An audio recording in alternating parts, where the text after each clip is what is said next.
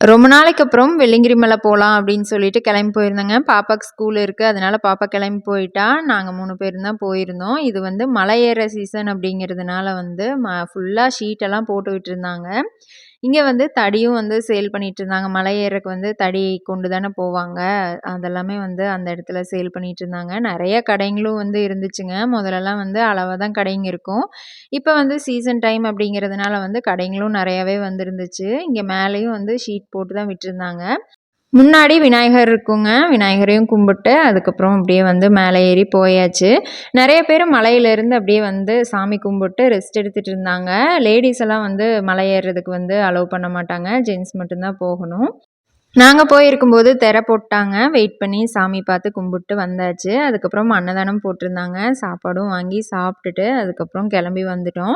வர வழியில வந்து நாத்து பண்ணை இருந்துச்சுங்க. சரி போய் நாத்து ஏதாவது வாங்கிட்டு வரலாம் அப்படின்னு சொல்லிட்டு போனோம். கத்திரி, மிளகா, அதுக்கப்புறம் காலிஃப்ளவர், முட்டைக்கோஸ் நாத்தெல்லாம் இருந்துச்சு. சரி அதெல்லாம் வாங்கிட்டு அதுக்கப்புறம் வந்தாச்சு.